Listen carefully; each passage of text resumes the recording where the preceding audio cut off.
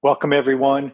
My name is Dan Haleva. I'm a Principal Product Manager with the Oracle Backup and Recovery Technologies group, along with my colleague, Marco Calmasini.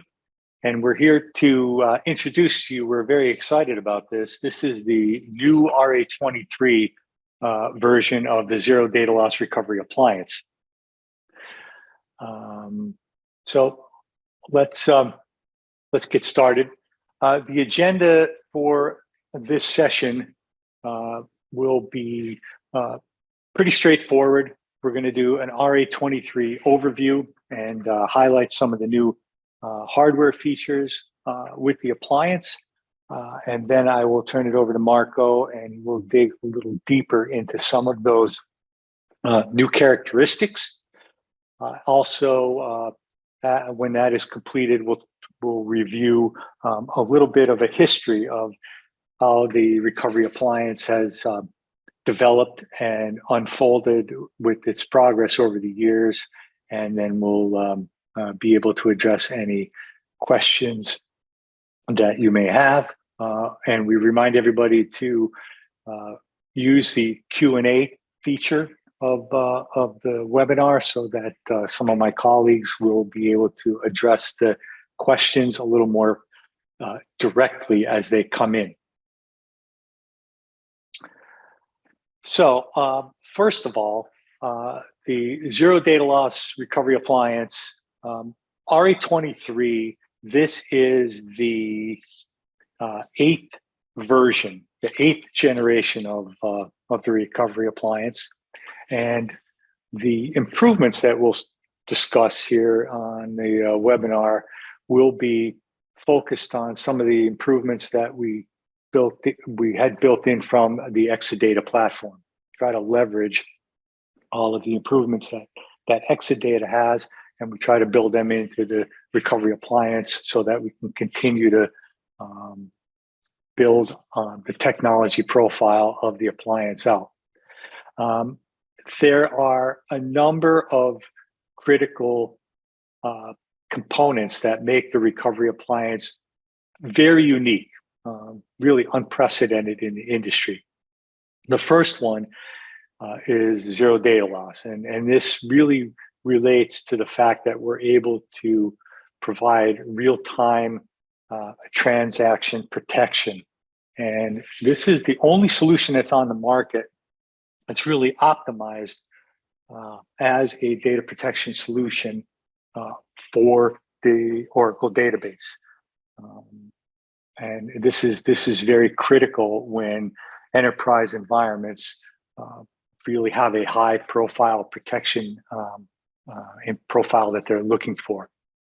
Secondly, to do the protection, we have a very fast and a validated recovery process.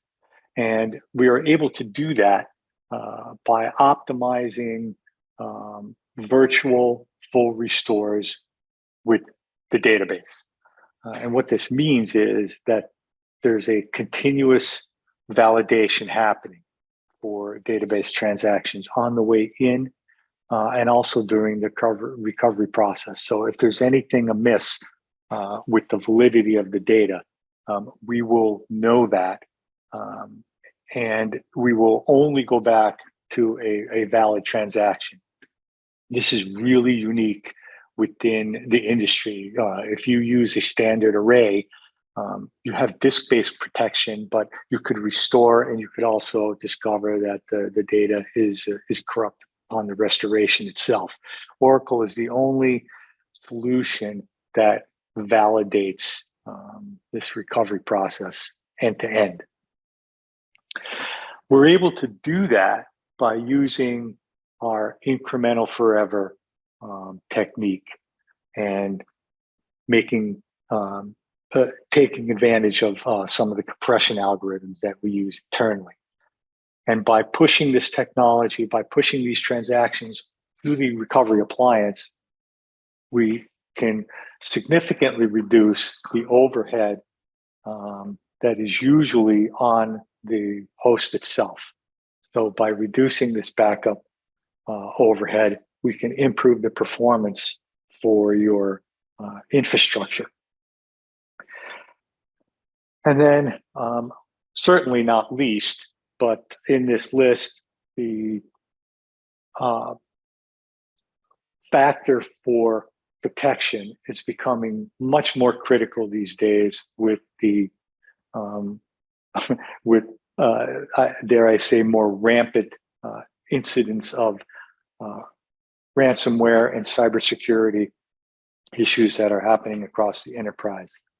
The recovery appliance is an extremely unique environment in a situation like this, because there are two components that help protect your data from nefarious actors, bad actors. One, the immutability of the data when it gets to the appliance. It cannot be changed. And this is a very key factor to protect very confidential financial data, confidential healthcare data. We see this among our finance and healthcare customers quite a bit. So the ability to have the data be immutable is a key component for their protection. And we can also do that by using an air gap method, which inserts a firewall between the primary recovery appliance and the secondary appliance that is located in another location, in a cyber vault, or just another location away. And that air gap provides a physical layer of protection. And the firewall is opened only when the transactions for replication are taking place. So these database integrated capabilities, as I mentioned, they're really not found in any other solution, because Oracle is the only organization that understands the components and the build of the database, because it is our database product. So for RA23, we've made some pretty significant enhancements, and we'll touch on this later as we go through a bit of the history, but Oracle will continue to innovate as we move forward.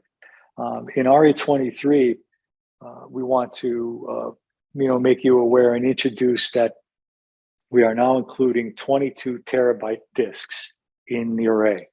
And these are industry-leading disks in terms of size. There's no other solution in the marketplace that does this. And with some of Oracle's internal optimizations that are part of the software enhancements, we see that there's a net 32% increase in backup capacity. So this helps us achieve a full rack of just slightly over 1.5 petabytes in the full rack, and the base rack is 274 terabytes, which is a bit of an increase from the previous version. In addition to the new disks, we also have some network components that are an enhancement in terms of speed and in terms of the way the network can be configured. And Marco will go into that in a little bit more detail shortly. But the key focus is that the network now has an increased performance profile. And with the new 100 gig cards, they can be configured for ingest or replication network connectivity.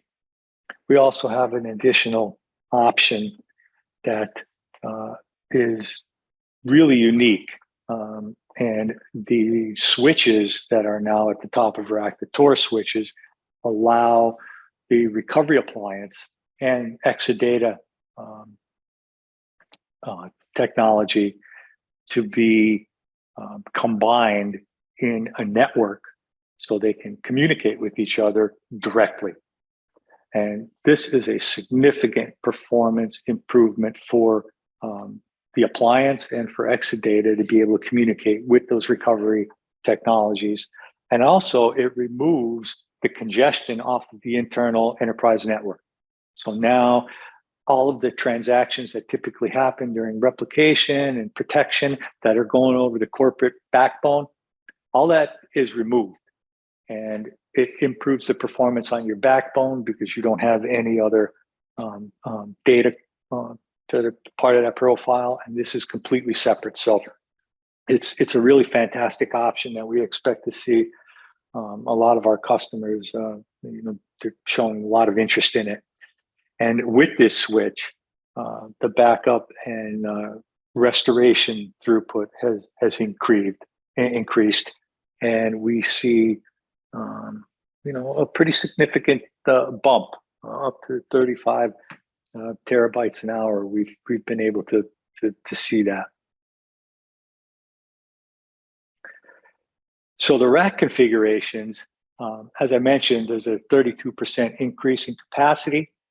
The base rack with 3 storage servers is now 274 terabytes. So a storage server is 92 terabytes, and there's 17 in a single rack. Once you fill the full rack out, there's a little over 1.5 petabytes, 1.57 petabytes, capable of 17 storage servers. And if we go out to a full rack, you'll see that 1.57, 15 petabytes of virtual space.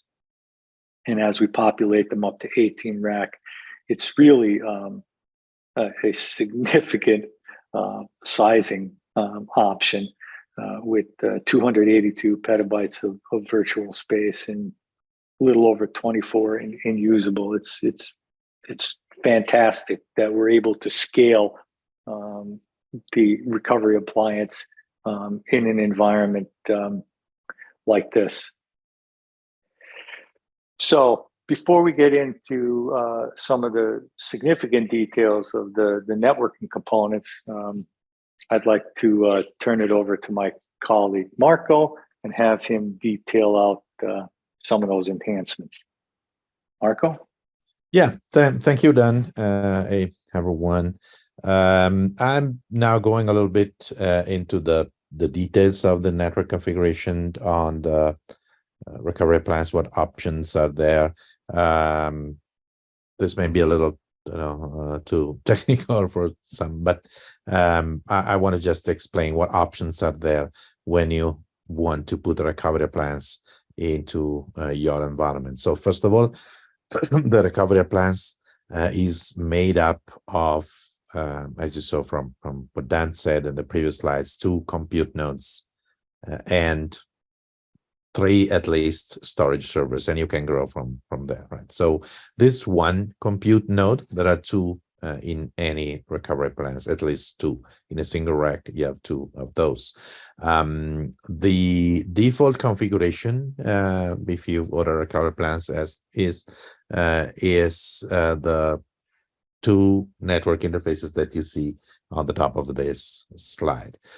Each compute nodes has 2 ports for ingest, so 2 ports for client network to receive backups or send restores out, and then 2 ports for what we call replication network, so to replicate data from one recovery appliance to another. There are ways of making a little different use if you want the replication network, but that's the normal configuration. Each compute node has 2 ports for ingest, 2 ports for replication, and the top one, so it means 2 ports on dual 1025 gig card for ingest, and 2 ports on a dual 1025 gig for network replication, replication. The new option that we have with RA23 is the one at the bottom. You can now use 100 gig cards, so we offer the 100 gig connectivity, both for ingest or for replication, if you want. And there is also the old option of using 10 gig copper card for certain customers that wanted to do this. That option is still there, and you can mix and match this network interfaces as you like, as long you remain in the configuration of having 2 ports for ingest, 2 ports for replication on each node. So you can, for example, have the 100 gig interface for ingest to send backup and to receive backups and send restores out, and maybe you can keep the 1025 default card for the replication part, which usually goes through one connections, etc., and maybe 100 gigs that are not necessary. The total throughput obviously is given, as I said, you have 2 compute nodes. It's double that, so you can have up to 400 gigabits per second ingest network, so you can receive backup and also send out restore. Theoretically, at that speed, obviously depends, the database servers, how fast they can send backups or receive data during restore and write those data to disk, etc., etc., etc. But this is the option that you have. The third thing that I want to mention last is that we still have the option of using the fiber channel HBAs in case you want to send backups to a tape for long-term retention or whatever. Many customers are now instead choosing to do this on other appliances like ZFS, for example, or sending that data, that long-term retention backup off to OCI object storage. But for those that want to stick with tape, the option of using the fiber channel card is still there. Can you go to the next slide, please, Dan? Because okay, here I just briefly mentioned this, but it's just a visual representation of some examples of the configuration that they can make. So the default configuration, as I was saying, is 25 gig for ingest and 25 gig for replication. You can, as I was saying, use fiber channel HBAs for tape connectivity. In that case, you just put it in the middle slot, or you can decide to go full 100 gig, for example, for some reason. As I was saying, the second replication card may be also used for other things. For example, you can use that interface to offload backups to an on-premises ZFS for long-term retention. So in that case, you may be interested in using also 100 gig ports on that interface there. And yeah, the fiber channel HBA card is still there. In this case, the 100 gig cards can only be placed in slot 1 and slot 2. So the fiber channel card would go in slot 3. Okay, and they're replacing the standard 25 gig network card that was there. As I was saying, as long as you maintain or you stay within the guideline I mentioned before, you can mix and match this network cards as you like. Can you go to the next, please? Where we go a little more today into a little more details into another option that we are offering with RA23, which is the option of adding top of rack switches to the ZD array. The idea is to facilitate the creation of a dedicated backup network for Exadata database machines. The idea is also that this will simplify it, or make it more convenient moving to 100 gigs, even if there's no 100 gig ports or on your corporate switches available to connect the ZD array. You can do that using the top of rack switches. You install the 100 gig cards on the ZD array, and you can connect, like in this example, using 25 gig to 100 gig split cables, the 25 gig interfaces, backup interfaces on Exadata, or even an Exadata cloud customer. You can use the similar approach, and in this case, you would just have basically a single package solution that connect recovery appliance.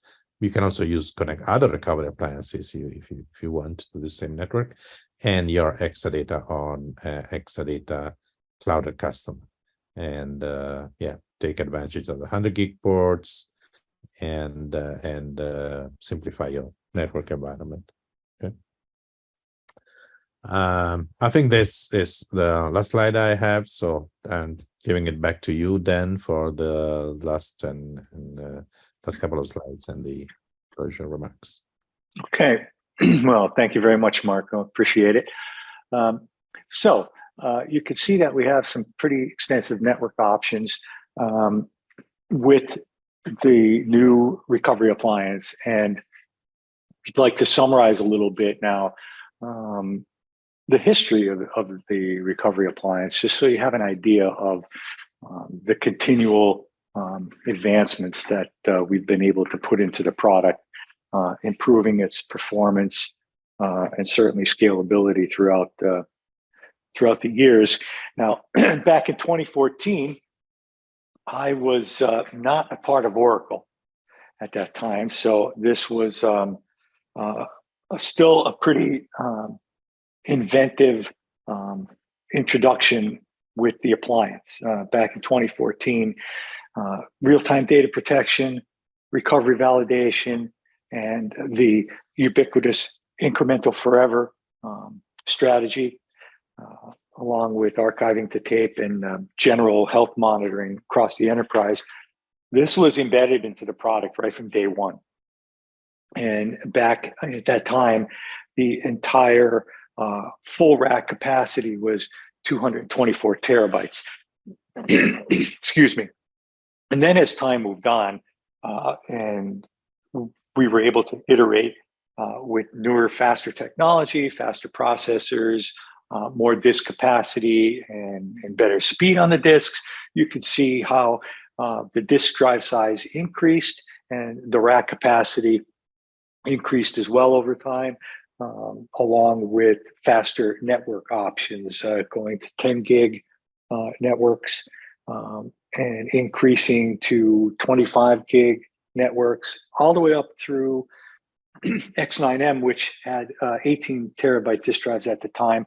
And that was the first time in the release cycle that we were able to exceed 1 petabytes of rack capacity in just a single rack, which is a remarkable achievement. With RA21, we introduced some additional features: the immutable backup capability, the ability to have quorums for protection on the recovery appliance, so no one user would be able to interact with the appliance in a way that would cause any harm. So if there was anything that needed to be done, it would require at least a quorum of 2 individuals to allow that change to take place. And we also introduced compliance policies along with the Cyber Vault architecture components and database 21C support.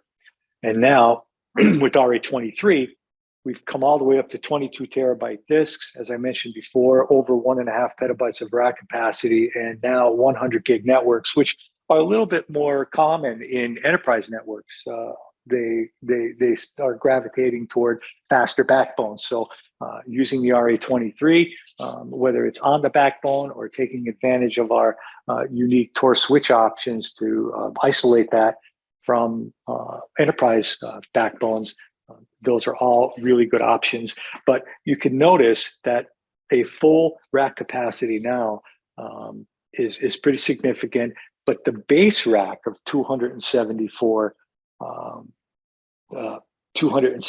terabytes, just the base rack exceeds a full capacity rack back in 2014. So that's how the improvements have really taken off in the last 8 years or so.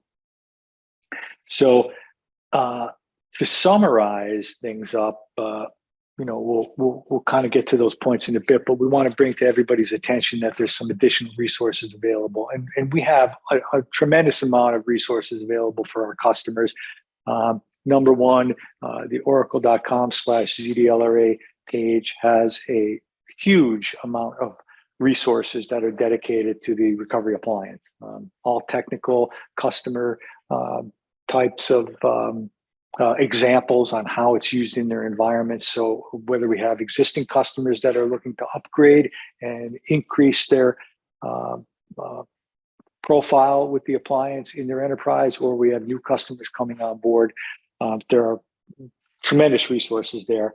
And also what we try to do is we try to produce monthly discussion points, little blogs about some of the, technology and all things ZDLRA in our blog posts.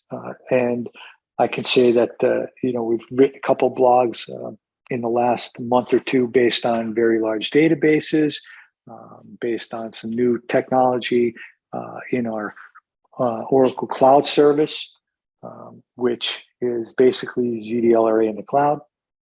And you can look for those resources and read through them and reach out to us if you have any questions on it. So for a wrap with the recovery appliance, a couple of key factors, right? The resiliency, that's number one. Zero data loss, and the continual validation is a critical component of that, to make sure that the data is always pristine. The infrastructure utilization, by taking the processing power away from the host itself and putting it out onto the recovery appliance, we're able to improve your infrastructure utilization, and we can do that by taking advantage of our incremental forever philosophy, and also keeping in mind that all those incremental changes that are put over the network is a lot less burden on the network itself. Ransomware, again, it's a little bit more common these days, and so in order to defend from that, we're able to participate in air gap solutions, which keep the data isolated. And we're also able to have that data immutable on the recovery appliance, which is unchangeable. And when we institute a recovery process, that recovery process is very quick, and the database restores are very fast, because we are able to put together a recovery by using a virtual full and put that right back onto the system.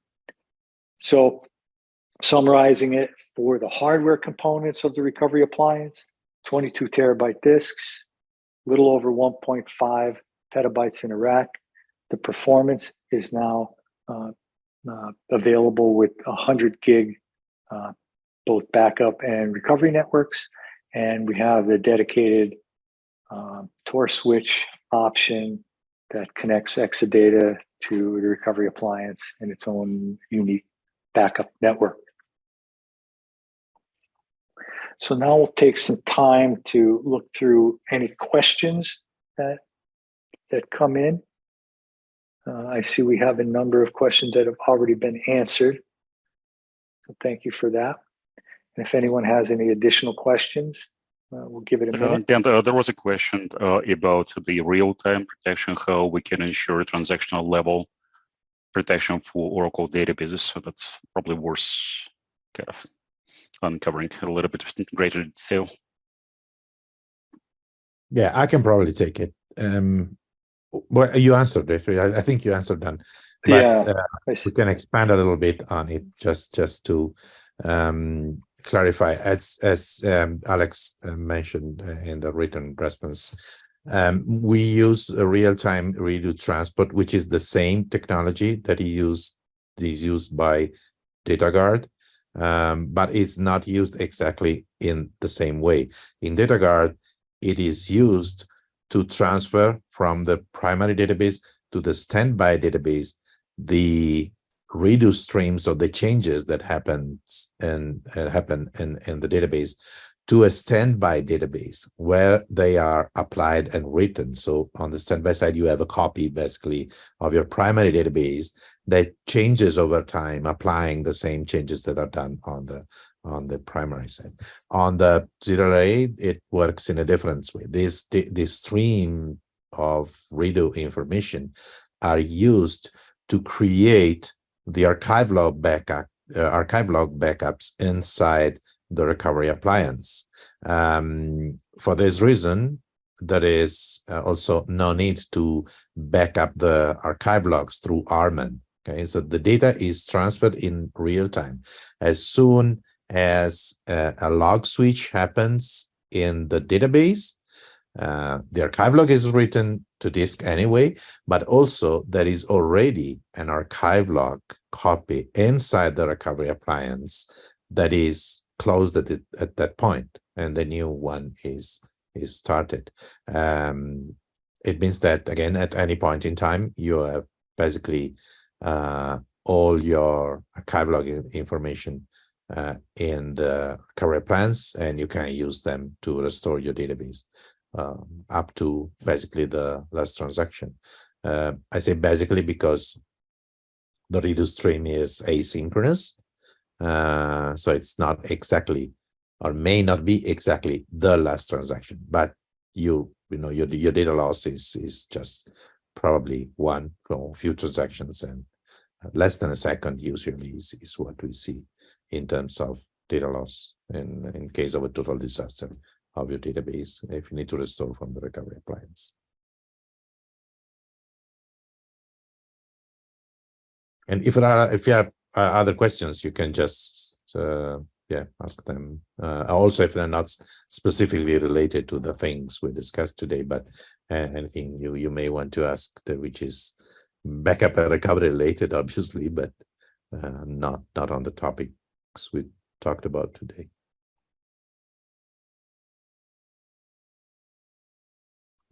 Okay, well, thanks, Marco. We'll give it another minute in case another question or two I see keep coming in. Yeah, there are a few coming in. There's a question about Intel or AMD. RA23 ships with Intel, but we don't actually publish those internal hardware specifics and focus on the capacity and performance metrics. So you shouldn't depend on the internal hardware components for product evaluation purposes. The capacity and performance do not change, even if we have different components from generation to generation. Okay. Do you want to take the other one about TD encryption as well, Tim? There's another one. Are the backups encrypted by default in zero array, or encrypted only if TD is configured at the database end? Yeah. Okay. Yeah. So today, in order to get backup encryption with incremental forever to recovery appliance, your database must be encrypted with TDE.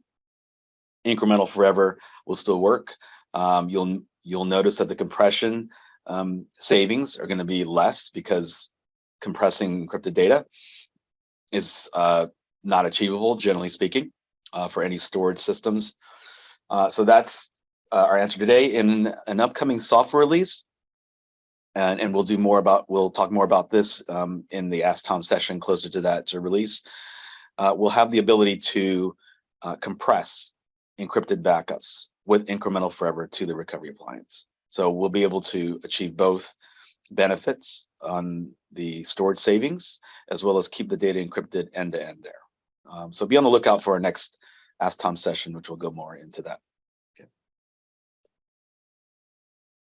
Yeah, there is another one on the archive logs that Alex is tapping an answer to, but the zero array is just another destination. Okay, so you can have multiple destination. You can have primary database sending archive logs to the data guard standby and to one or more standbys and to the recovery appliance as well. Okay, so. That's correct, right? So if you have your normal data guard environments, they can be, your primaries can be sending redo to one or more standbys, and you'll have a redo destination for recovery appliance as well. And of course, you can have a recovery appliance on your primary data center and a recovery appliance separately on the DR data center where your standbys run. And you can also take incremental forever backups and cascade real-time redo from those standbys into their local RA at the DR site as well. Okay, it looks like there are no more questions. Yeah. Yeah, it looks like we've answered all the questions. So once again, from the team and myself, thank you everyone for attending the session. Once again, go to oracle.com/ZDLRA for additional information about the new recovery appliance. And we look forward to seeing you on the next Ask Tom session. Have a good day. Thank you.